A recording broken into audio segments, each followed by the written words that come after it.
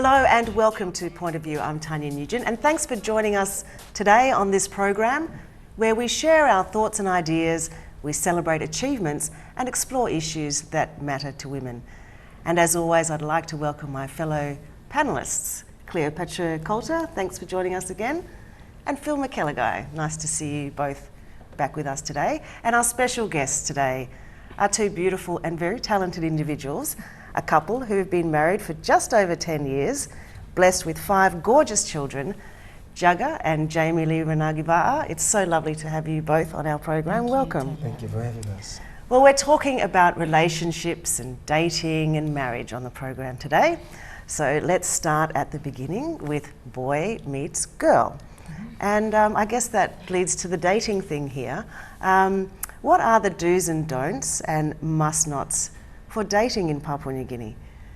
I have no idea about any of this, so I'm going to be totally relying on you guys. Philma. Well, okay. Dating in Papua New Guinea. Wow. Okay. First of all, you should not be married if you want to be in the dating scene. That's a big no. So when you want to date somebody, make sure you ask that question. Are you married? Do you have several wives? Because that can come up. Because that can come up. Because you don't want to be. I mean, if you want to be the 3rd or 4th or 5th, that's up to you. But that comes up. So you need to go with your eyes wide open. Yeah. Yes. You need to know what you want. Yeah. Cleo, how about you? You're young. Yeah, I'm in school. There's a lot of talk about relationships in school. Well, you know, trying to get a degree and try having a relationship are not two things that work well together if you don't know how to work it. But as a Highlander girl, my family wouldn't be happy if I'm in a relationship, you know, far away, when I'm here and they're back there home. So I'd rather have a chaperone or someone here. I mean, my dad and my mom would rather have that, yeah. Okay, so when you go on a date, if you go on a date with a guy, you need to take somebody with you to accompany you on that. Yep. It's very old-fashioned, but I like it. Bodyguard. What about you guys? What's your? I mean, you've been married for 10 years, so obviously off the dating scene for a long time. But you work with a lot of young people. What is it like dating in Papua New Guinea? It's very. That's the most beautiful thing, though. It's very. We're in a very complex culture, and so you blow up, Milo here. But the majority of the young people that we mentor are from the city, who have cultural values, and who have been in broken relationships, and who are just starting off. And there's ones like Cleo who want to just stay focused. The do's and don'ts, we only go with what we know. And a boy meets girl. I recall we met in a studio, and then there were certain things, and it's to do with upbringing as well. My mom and dad, the advice was date one only. That one only is going to be your wife. So for me, being a good child, I always respected that, and with mom and dad's advice. And I had difficulties with girls. Honestly, I always tell my wife I didn't have a lot of girlfriends. I only had about 3. And to me it was a scary thing, because I seen how my big brothers and my cousins, like you date, you get the girl pregnant. That's all I saw. Yeah. And so to me it was like, okay, I better hold off and try and do the right things. So with the past girlfriends, I'm on the table now, throwing my cards on the table. Yeah, everything. I didn't learn from anybody. So just respecting the women was the biggest thing for me, and not trying to do the silly things that young people want to do. So for me it was a big learning process. But coming to know Jamie, so I've just skipped now. Coming to know Jamie, and that whole thing of you gotta be in a lot of relationships because it helps with your experience. That's a big lie, because it affects you. It affects you mentally, because all of a sudden you see this young woman who's totally different from this other young girl where you walk to date him. Totally different values.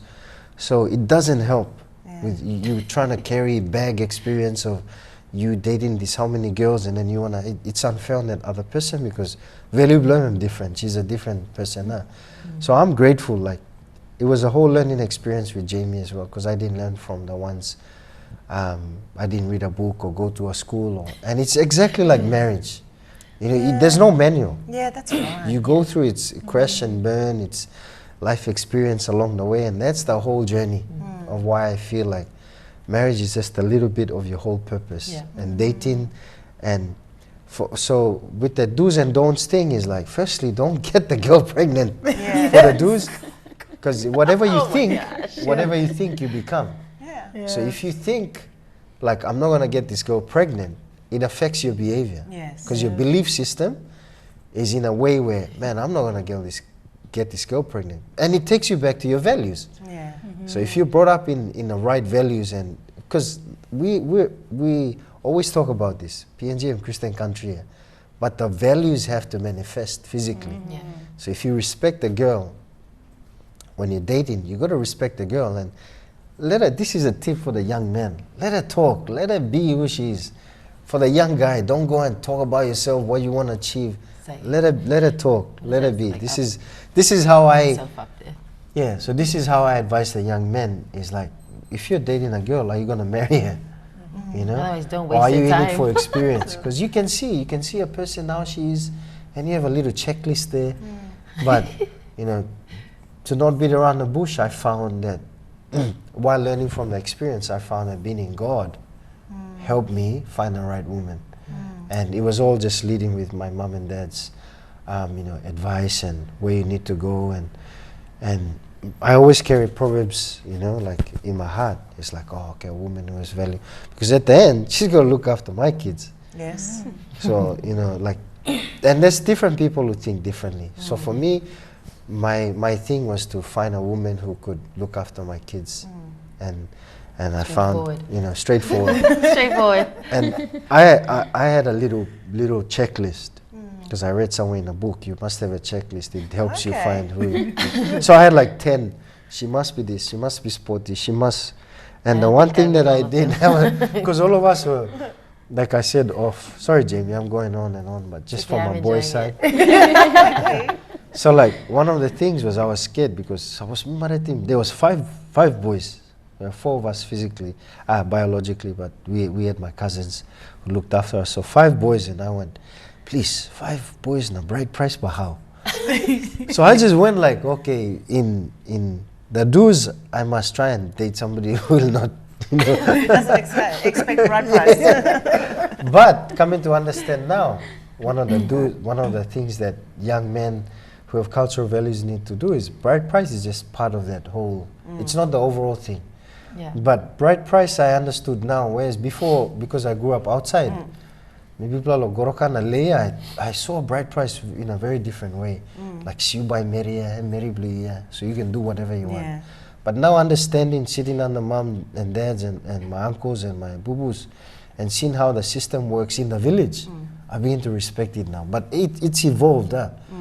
So now I'm cleanser by Mary or something like that. But for families, I understand that it's to bring the family together, it's to recognize the marriage. All these values, principles, it's what I take of, rather than it's just people throwing money on the table. So now I am here. So you have to think very carefully before you choose a why person to date. There's a lot of things to think about. Especially PNG, We need to take a very quick break now, but when we return, Jagah and Jamie will share their story with us. Don't go away.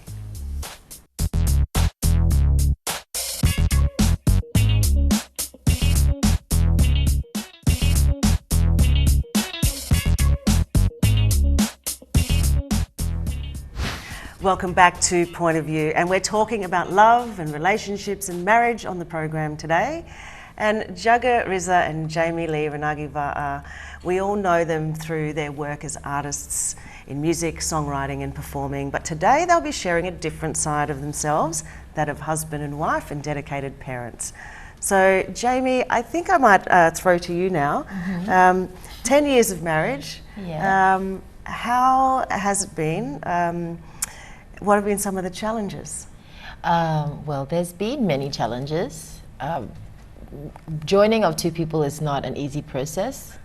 And I was thinking about that this morning before coming to you guys.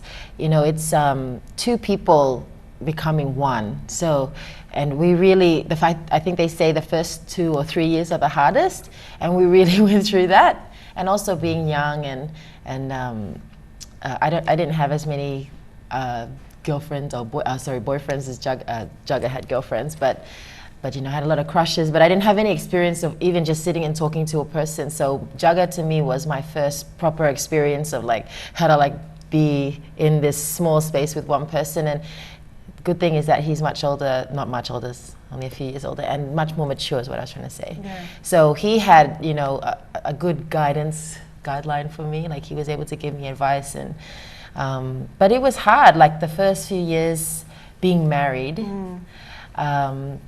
yeah, just trying to learn how to talk to each other and how to argue properly and, you know, respectfully, and you know, a lot of emotions flying around, you know, just even learning more about each other as people, because we actually didn't really know each other that well. We met in the studio, as Jagah mentioned, and it was all about music, and that's our thing that we, I guess, brought us together first, our love for music and our love for God. And everything else had to kind of follow suit after that. Like personalities, we grew up very differently. But you had to go away. There was I had to go away, yeah. So when we first met, and then I had to go back to school. So he met me when I was 17, and it was like, I think the main thing for me was knowing what my heart wanted, because the heart can be fickle at all times. But the one thing that was stable was my love for him. So no matter what fights we went through. Once we were married, it was like I couldn't live my life without him. That was the main ingredient for like bringing the heart back, because the memories that we had together and the promises we made to each other did mean something to us. So I mean, Jagah's tried to take off on me, and I've wanted to take off on him, but you know, those fights where you just like, I can't live with this person anymore. It's really interesting what you say about, because arguments will happen. Definitely. You know, like, don't go into a relationship thinking it's going to be perfect. No, because the thing is, we are passionate about the things that we believe in. And also what we believe in isn't always the finished product. We just know what we know. And we believe in what we're told to believe, or, you know, what we've discovered at that time. So when we've argued, it's been highly passionate. So when the kids are like, don't fight it. No, we're just having a they have this, our kids, our two middle ones, they had this, God loves you, God loves you. This is a few years ago, but that's what their Sunday school teacher told them, which is a good friend of ours. She goes, just tell mommy and daddy that God loves them when they start passionately talking. And they're like, God loves you. We're like, we're not fighting, it's all right. But there is a bit of I mean, it is a skill or something that you have to learn to do when you say arguing properly. It is. Yes. Like it's funny because I went to uni and studied all like communications, and so walked out with a degree, but application I'm not plus something. Honestly. And I use that against him. I'm like, so you're a uni student then. It's a totally different so when you say like argue respectfully, can you explain that? What well, that I think means that's to the young key people? word, be respectful. And you have to there has to be an actual genuine goal to reach. I mean, an argument can be pretty useless or very, very useful. Constructive. Like if you have constructive, if you have a actual proper reason why you are pursuing the argument, then it's worth arguing for. You're worth going forward in it, because you get a lot of feelings hurt. I mean, the tone of a person's voice and the look on their face, it hurts feelings. Well, for a woman especially, I can only speak for myself. I'm very, very sensitive. Jagah knows. I'm always saying, why is your face so angry? That's his thinking face. You know, it's nothing about me, but sometimes, you know, those things can trigger a person. They say miscommunication, right? That's right. And then you have to discover whether it is miscommunication. And a lot of I'll just tell you a little secret, a lot of our arguments end up with, we're talking about the same thing. Okay, and we're yelling still. Okay, we're on the same page. Okay, I love you. All right. I don't want to talk anymore. I'm tired. And I think I've learned as a guy is just listen. Just let him just listen, and where it drops, picks up again, and then. So for me, as a man, for me, it's just listening. But some things I just walk away. And the thing is, I used to get offended when he walked away before, and he'd have to actually leave me, like leave my presence. He'd get in the car and go, or walk if the car wasn't available. But what he explained in our down times, he would explain to me, I knew that what I was going to say next wasn't going to be helpful or constructive or even respectful, so I had to take myself out. And so when he did that, I respected him for doing, because he was respecting me. And like Tania said, it's something that you have to keep working on. And as long as I knew when he was going, he wasn't going to, like, I mean, people learn now, you don't go and drink with the boys or what. I mean, if you need time alone, have time alone. Like, you collect your thoughts, take a deep breath. So in our early marriage, I joined cramping because it helped. And that's then a dance movement. When I started putting on weight, I decided to go, join MMA or something, like physically get it out. The testosterone build up here, just get it out somewhere. So like those little things when you don't have your brothers and your uncles and whatnot to run to, that's what I did to help. But mainly it's just talking. Yeah, and I think for a woman, for me, the best way was just to cry a lot. I didn't really have much choice. They just start flowing. But it's not always angry tears, right? Sometimes it's just frustration or relief when things aren't. But the one thing I do want to just say is to argue respectfully is to keep to the point of the argument. One thing, we're still learning on that, it's to not start projecting our anger on each other personally and attacking each other personally, because there is a specific reason why we started to disagree, and it wasn't, and it wasn't because of who that person is or what, because we love each other. That's for certain. So it's starting to call names and stuff like that. That's really unnecessary, because that's, like Jagah said, the mother to your children and the person that you want to spend the rest of your life with. You have to really keep your brain switched on when you're having an argument. Yeah, and I'm curious about the challenges, because both of you spend a lot of time in your profession apart with the work that you do. How much pressure does that put on the marriage, and also you've got the 5 children? How do you cope with that, and what are some tips for the long distance relationship? Planning and just organizing. He likes to plan. I like to plan and just get organized, but accountability as well and big something. So when I used to say perform on stage just by myself and my group. Like if we went to the Gold Coast and did a gig. It's not necessary for me to go. Not necessary for it. But then I found like, man, and Mary Blomia, she needs to keep me accountable lah. Because of our industry that we're in. Just being realistic. It's not saying that he'll be unfaithful or I'll be unfaithful, but we're really projecting who we are to people. People just sense that, like sometimes they just need to see. So when I go and gig at certain places, Jamie's always there. And then I said, hey, you sing, so why don't you just be my BVs? So, but it's a good time for us to spend time as well. Because on stage, I'm just half an hour and then we're off for waiting for the main show. So we spend about 3 hours there. 3 hours to kill. So we're just catching up on the gigs, just on the side. And then our friends will come, we'll say hello. But there are some times where I just really don't need to be there because there's so many boys, and it depends on the gig. And but I think for me, the main word would be trust. And trust is built because of maybe actions from previous, and you have to have trials to build trust. You have to have incidences where the trust is shaken, so you can tell whether or not your partner is going to be able to handle that situation. And we didn't understand that at the time. It was just really hard.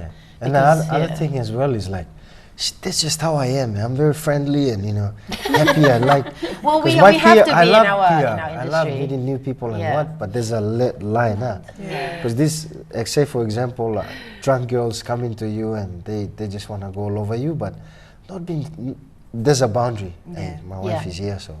Not because she's here, but saying, like, you're somebody else's wife, That's right. It's more so that because they're now drunk, incapacitated, and the actions that they're doing, they won't remember. Maybe they won't remember, or they have no control. And of course, like being in the industry, my friends then they would go, oh man, your wife is at home, nobody's watching. Come with us. Just come with us. Let's take you home.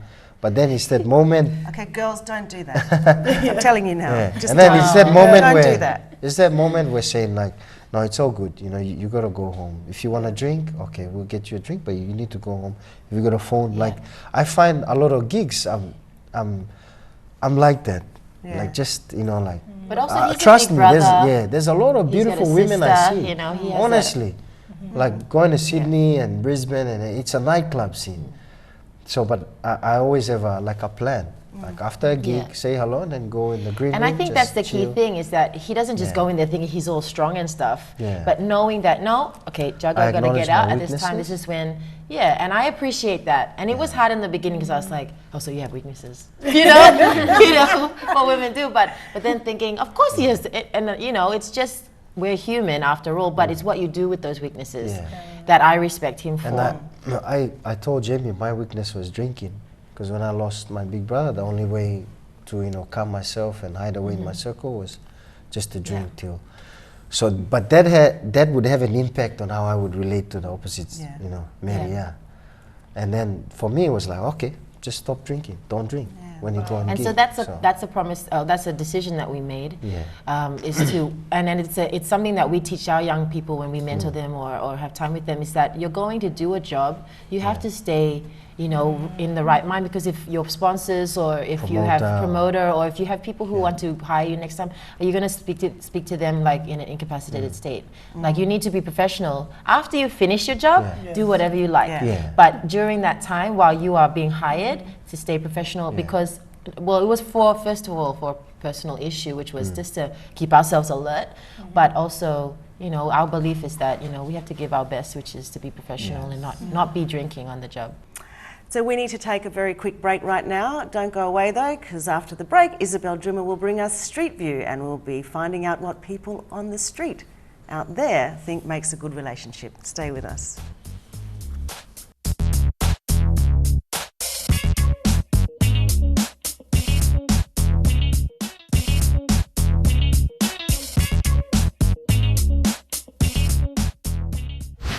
Welcome back to Point of View. Well, relationships are tricky things, whether it's a budding romance, a breakup, or your 10th anniversary as a married couple like these two. What do you think? Here's Isabel Drimmer with Street View. Yes. I feel like this conversation will go nowhere either. I mean, like, this relationship between us is not going to work out. I mean, you're you. I mean, look at you. Look at your eyes. They're kind of freaking me out a bit. And look at me. I'm a big star. This is not going to go anywhere. Yeah, so we should just leave this alone. I think it's for the best. I mean, you go your separate way, and I go my way, and yeah. Oh, is that how you really? Oh my God, this is so emotional. I can't do this. Yeah, I think it's for the best. We should just leave this be. Yeah. Relationships. We've all been there. Some more alone than others. But that's not the point. I take you to the streets to ask people what they think about relationships in a romantic or a platonic way. Take a look. Do you think it's good to be friends with your ex? Yep. No, because I don't have one. Do you think it's okay to be like girls and boys be friends together? Yep. Do you think men and women can become friends in like a non-romantic kind of way? Yeah, just be friends. Friend zone. Friend zone.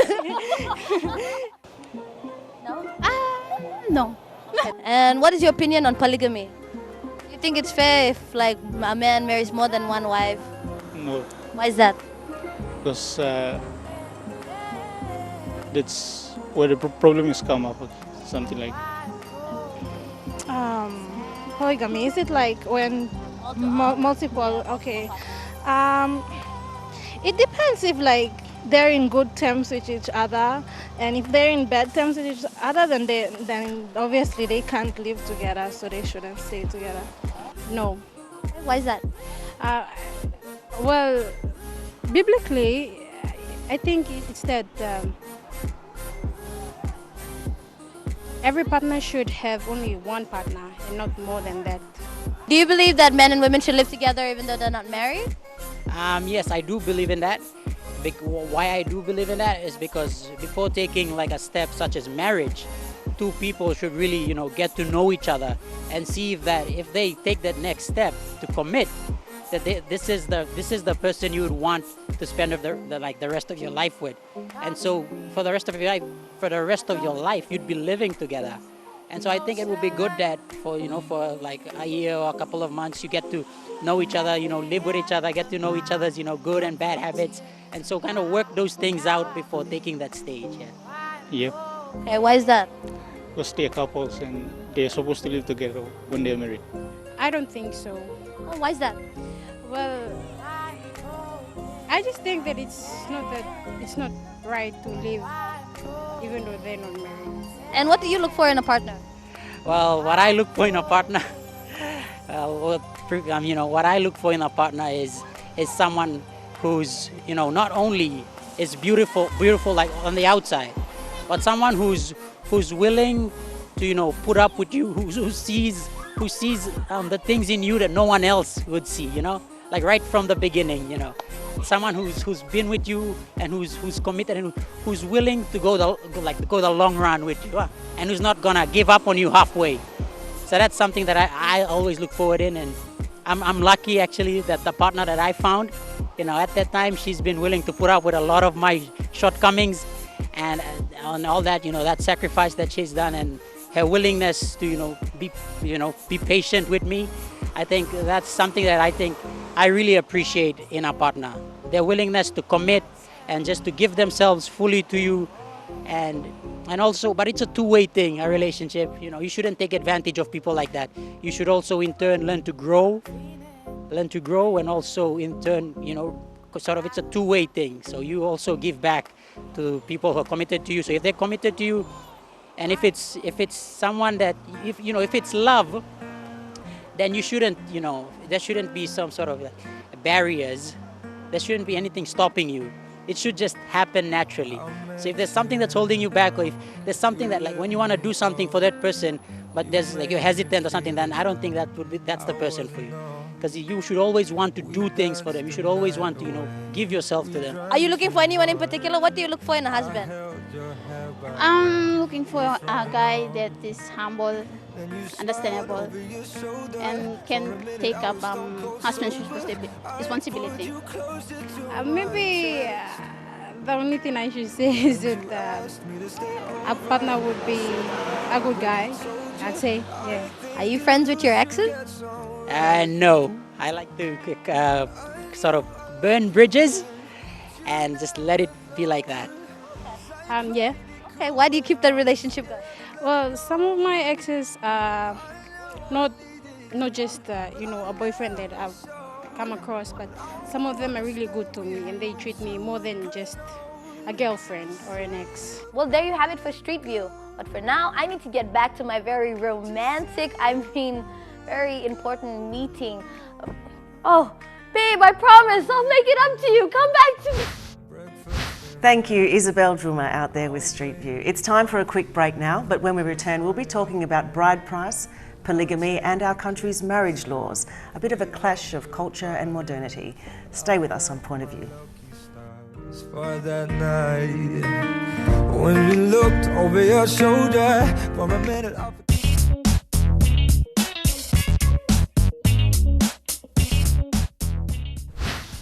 Welcome back to Point of View, and we're talking about love and relationships and marriage on the program today. And Papua New Guinea, in fact, has dual marriage laws.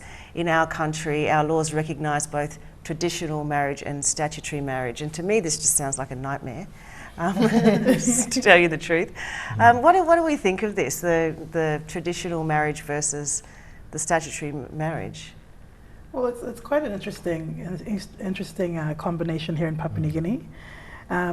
Western ideals are great, like you have the whole ceremony and the certificate and all that, but culturally I think there's a stronger connection because it unites families, tribes, and in the past, from what I've seen with my parents and my grandparents, it strengthens bonds and it holds partners accountable, because there are systems and processes and mechanisms in place within our culture that keep that institution alive and keep that institution together. So there's practically no divorce, just no divorce. Yeah. And I think in this day and age, with relationships, people sometimes abuse these values that we have, and they've morphed relationships into different things, I guess, with time and with the cultural changes and everything this happens. And I think our tradition is a beautiful thing. So I love the ceremonies we have. I love the honor and the respect that we get. And I like the coexistence. Because I'd like to get married, in a modern way and a traditional way. Yeah. What about you? You're from the younger generation. Do you have an idea of whether you would prefer a traditional marriage, Cleo, or a modern style wedding? Yeah, look, I really don't know, but coming from the village, I see it as a way of, respect, just uniting two groups together. Yeah. But it depends on where you come from. If you're from the village, then the traditional way works for you because you don't need paperwork. There's not a lot of things you need. But when you come from, an urban area where there's a lot of decisions to make, if you're going to lose your house or if you're going to lose something, then you need a marriage certificate. And that is when, a statutory marriage is important. But personally, I really don't know. Very good girl. We don't want you thinking too far ahead. I'm still studying. Deciding. Depends on the other side, right? Prince Harry is the biggest one here. So. Prince Harry is the man. You'll need to go the statutory then. But doesn't it get confused? Doesn't it? I don't know. I mean, it's to me like yes, it's in theory the way you describe this. The traditional marriage sounds absolutely beautiful, but in reality, in the modern context of PNG, I sometimes feel like maybe it's traditional in name only, and some of the basis underneath it has been eroded. I guess it's similar to bride price. The bride price thing is to me just beautiful. The real traditional meaning of it and the practice of it. But now it's just become ridiculous, like cash, the amount of cash that gets thrown around with bride price. It makes me nervous.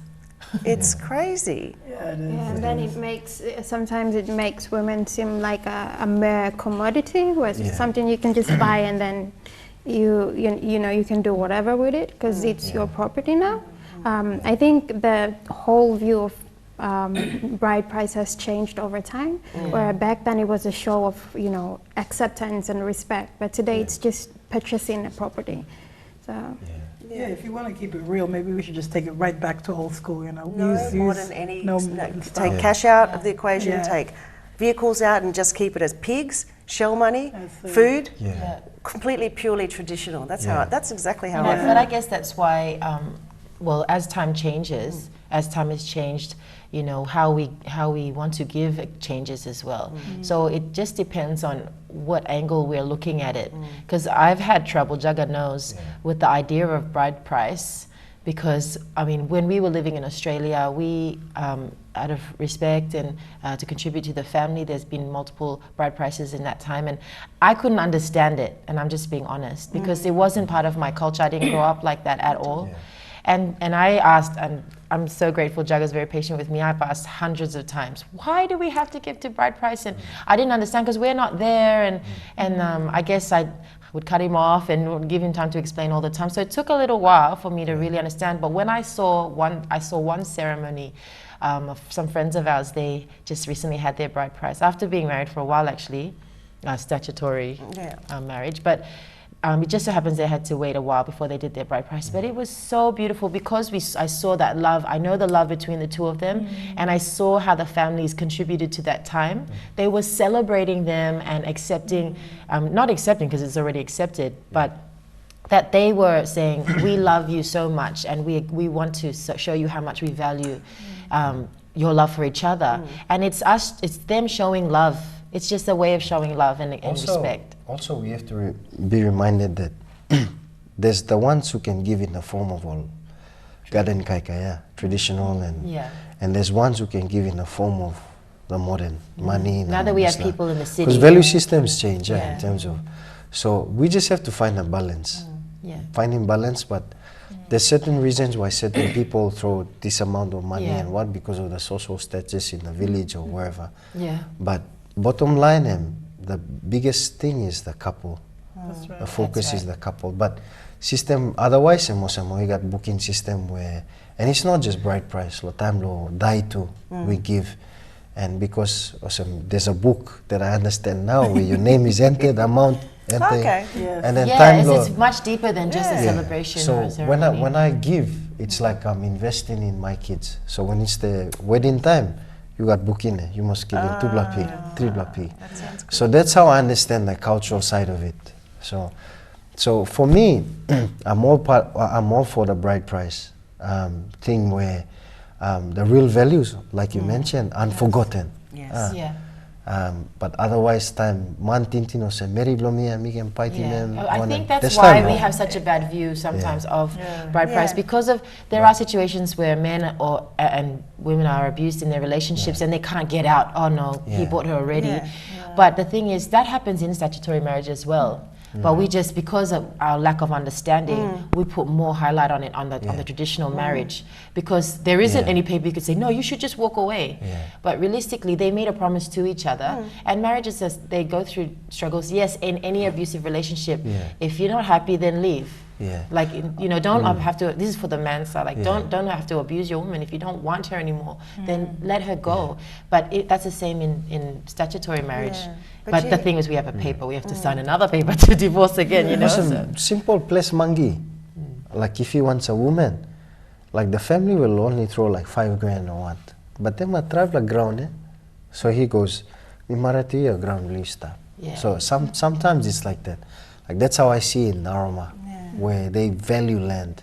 You know, and Hula, they value the sea and whatnot. And you know all this taro and things like that. I mean, it seems like it's garden food, but do you know how long it takes to grow that stuff? Like they've planned and prepared, they're thinking about this couple, about their sons, and they're preparing to give towards that. So it's much deeper than just So the young person in the village that comes to work in Mosby, in the back of his head, he's going like, hey, Uncle Lea gave him this last, so I need to keep grounded and work. So that I can give back to the family. That's how I see it. I see it like that as well. Well, I hope that the young people can think of it like that as well. But anyway. We've got to take a break. We're not alone when it comes to traditions, when it comes to marriage. Throughout the world, in every corner of the globe, where the boy meets girl story plays out, there is a marriage or a wedding tradition.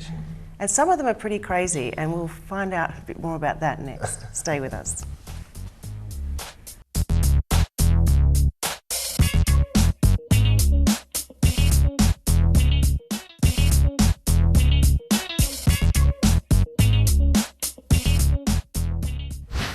Welcome back to Point of View. Well, we've talked about our marriage tradition, specifically the bride price tradition, which thanks to Jagah and Jamie, made it sound so beautiful. But when it comes to weddings and marriage, traditions are everywhere. So we're going to play a little game now. This is called Weird Wedding Traditions from Around the World. Okay? So question number 1. In which country do men have to present a whale's tooth to the father of the woman before he asks for her hand in marriage? Is it A, Japan, B, Fiji, or C, Norway? Let's go, Philma. Can I say Fiji? Because I just feel like it's a Moana type situation. C, Norway. Cleo? I'm going to go for Norway. Yeah, I'm thinking Norway. It's actually Fiji. What? Yes. In Fiji, men have to find this gift. They obviously, to get a whale is no easy task. But I also know that in Motuan tradition, it's the same. The man has to get a particular swordfish or some fish tail, and then once to prove that it's a particular fish that lives deep in the sea, to prove his skill. And bring it to the wife's husband, and then she gets the tattoo of that same fishtail on her somewhere in the room. Wow. Love it. My auntie does that. Oh, true. Beautiful. Okay, so question number 2. In which country do they throw food trash, like rotten eggs and fish, at the bride and groom? Is it A, Scotland, B, Germany, or C, Mexico? Philma. I'm going to go Scotland. Cleo. Mexico. Jagah. BNG is not there. Germany. I'll go for Germany. I'm going to say Scotland. Jagah. B, Germany. Yeah, I'm going to go with A, Scotland. Okay. Yes, it is Scotland. It's called the blackening. Wow. And it involves the bride and groom being with things thrown at them like eggs and fish and feathers. And the idea is that if the couple can withstand this, their marriage can withstand anything. They're both getting thrown. It's the bride and the groom, both of them. They get chased around the street and their friends throw. Well, if you can withstand haggis, then you can withstand anything as well. Just me. Okay, question number 3. In what country does the groom have to break through a wall of aggressive bridesmaids to get to his bride? Is it A, Korea, B, Japan, or C, China? Oh my gosh. Okay, aggression. I'll just go Korea. Me too. Okay, Jagah? I'll go B, Japan. Japan? I'll go B as well. Japan. It's actually China. So he comes to get his bride. He has to break through a wall. The bridesmaids all line up and make a wall, and they demand money from him. They demand money. So this is how they break it. They demand money. He has to do silly performances and tasks to prove that his love is really strong. So they just completely make him beg. China. That's China. Your grandparents Yeah. never told me this, so it's good. That's your ancestors. Can we go back and try again? That's what you would have to do. I think you do really good at that. Okay, question number 4. In which country is the bride kidnapped by friends and family and the groom must come and rescue her? Is it PNG then? Is it A, Colombia, B, Romania, or C, Swaziland? It's a Nipa in the Southern Islands. No, I think it's Colombia. I think it's Romania. What do you think, Jagah? I'll go A, Colombia. I'm going to say Swaziland. Okay. No, well, it's in Romania. The bride is kidnapped by family and friends and hired entertainers, and the groom must come and rescue her by paying ransom through drinks or romantic gestures. Can we do that too, Jagah? That sounds like fun. It's actually called bride napping. And it's actually quite common across lots of European countries like Russia and Germany and even Wales. But I like the Wales one where in Wales, it's the best man takes the bride, and takes the bride to a pub somewhere, and the groom has to go and find which pub, and then pay the bill to release her. So he has to get her really quick, right? Oh, God, that's so funny. I like that one. You know? So question number 5. In which country do newlyweds instantly put their bond to the test by sawing a log in front of their guests? Is it A, Argentina, B, Canada, or C, Germany? Right, I'm going to go Germany. Okay. Yeah, Germany are really huge, big people, so I'll go for Germany too. I'll go for Canada. There's plenty of trees there. Yep, I agree. I'm going to go with Canada. The answer is Germany. Wow. They have to saw a log in front of their guests together, like, you know, one of those Together on the one so saw. it's one saw, so they just I love it. backwards and forwards, and it's to show their ability to work together and face obstacles that may come through their marriage. I don't think we would pass that test. It's always So I'm not very strong. You're not very strong.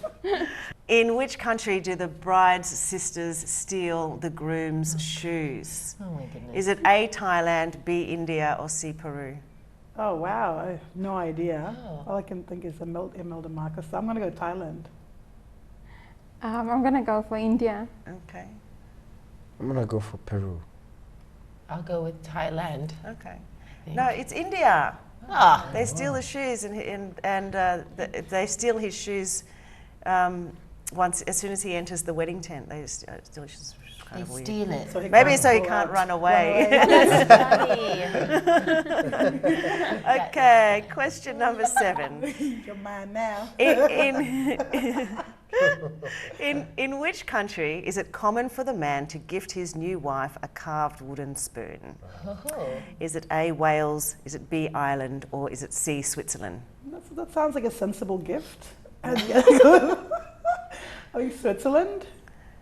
Ireland? Wales, I'll go Wales. A. Yeah, I'll go with Wales. Okay, yeah, the answer is Wales. And the reason he does it, they're called love spoons, and it's to symbolise that he will never allow his wife to go hungry. Oh, that's so I sweet. know.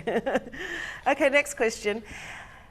In which countries are newlyweds not allowed to actually leave their home? Which country are newlyweds not allowed to leave their home on their wedding day at all? Well, then how do they Is get it the A, wedding? Thailand, B, Borneo, or C, Sri Lanka? Oh, wow. I don't know. I'm just going to guess Borneo. I'm going to go for Sri Lanka. Go for A, Thailand. Okay. And I'm going to go with C, Sri Lanka. Well, the answer is Borneo.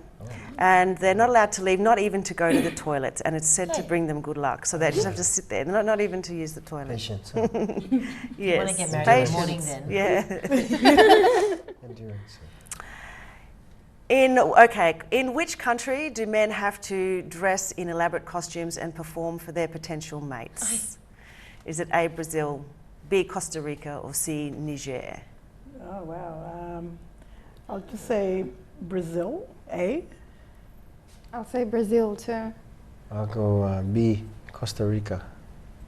I'm going with Costa Rica. Okay, well the answer is C, it's Niger in Africa. And it's called the Gerawal Festival for the Ladies, where men have to dress in elaborate costumes and perform for potential mates, and when the performance is over, the women can choose the one they like. I think Wow, we should do let's go. this here. We should do this here. I think we kind of do, don't they do this It's a in the bit of paradise Trobrians? description. Well, pretty much, right? But you're right. Yeah. That's exactly what what the I bird of thought. paradise That's what a bird of paradise Yeah. does. So we Yeah. should have this tradition here. Yes. Okay, PNG.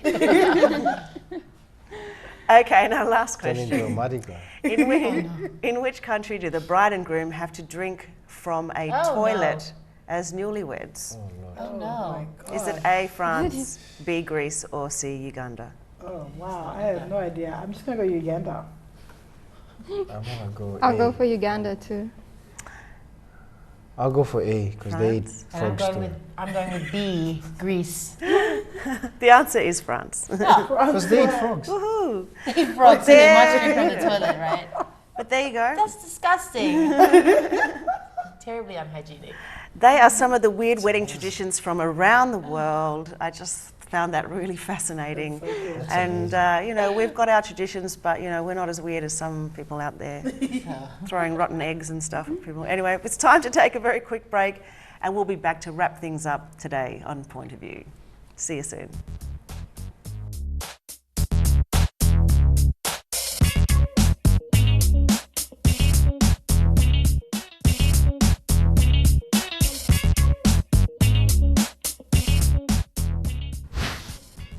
Welcome back to Point of View. We've been talking about relationships, about love, about marriage. It's been a really fun show, actually. And we've kind of run out of time, but before we go, as always, it's time for each of our guests and panellists to give their final say on some of the things that we've been talking about. So, Philma, I'll start with you. What is your final two toys worth today on Point of View? Okay, you know, relationships are a difficult thing. They're a work in progress. Nothing is ever perfect. And, you know, judgment comes easily a lot of times when we don't understand what happens behind the scenes or what happens to people. So I'd like everyone to be conscious that people are going through things when they're in relationships, and to be kind and patient with people. And also do the right thing, you know, like respect your partner. If she's the one for you and you're going to marry her, then treat her right, you know, if she's going to be the mother of your children. And vice versa for men, for women as well. Respect, loyalty, honesty, integrity is so important. It starts at home. So when you get that right, the rest of your life, you know, happy wife, happy life. I like that. I like that a lot. Cleo? Yeah, true. Thanks, Jamie and Jagah. I think I've learned a lot from you two, and I know what to look for and how. But to my fellow people out there, just to be, when you're looking for whoever your future partner is, just to be respectful and not to have high hopes, but to know how to compromise, because at the end of the day, your partner will be the one complimenting you. Not everything you know or do will be your partner will know. But yeah, to complement each other. Yeah. Jagah? For relationships, it's always evolving. My advice to the young men is don't rush. Take your time. Serve your parents well, because the value systems get passed on. Have a mentor, have a spiritual coach. Don't be scared to admit your weaknesses, and go into relationships with just giving your time, giving not just, you know what I mean, giving your body and all that, but respect the person you date, because that's somebody's daughter and that's potentially somebody's wife. So for the young man, don't rush. That's my advice. Don't rush. Pinsim school pastan na. Am I right over there? I guess the most important thing I would like to say would be, if you are not in a relationship yet, you know, it's important to know who you are, your identity. And for me, it's identity in Christ. Because when you do join with someone else, like we said, it's a compromise, it's give and take. You know, we are meant to help each other. And we are together because they say opposites attract. There are so many similarities, but you are going to find that you won't find that perfect same as you. Otherwise, that's just called a best friend, you know? You are meant to have someone that's strong in areas that you're not strong in, and you're strong in areas that they're not strong in. And just to understand that, and like Jagah said, take your time, be respectful, and but knowing yourself is really important. Yeah, and because you need to know what you value before you can step into a relationship with anybody. Yeah, that's really the most important Similar thing. things, don't rush. I also, I like the compromise thing. I'm very bad at compromising, so it says a lot. But yeah, it is. The love part is easy, you know. But the trust and the respect and the art of compromise is not. They say falling in love is easy because you fall. Yeah. But staying in love is another thing. Yeah. That takes hard work. That's a wonderful note to finish on. Thank you, Jamie Lee. Thank you, Jagah, also for coming in. As always, Philly, Cleo, wonderful program, wonderful to have you here. And thank you all out there for joining us today on Point of View. We'll be back again sometime soon with more. We'll see you next time. Bye for now.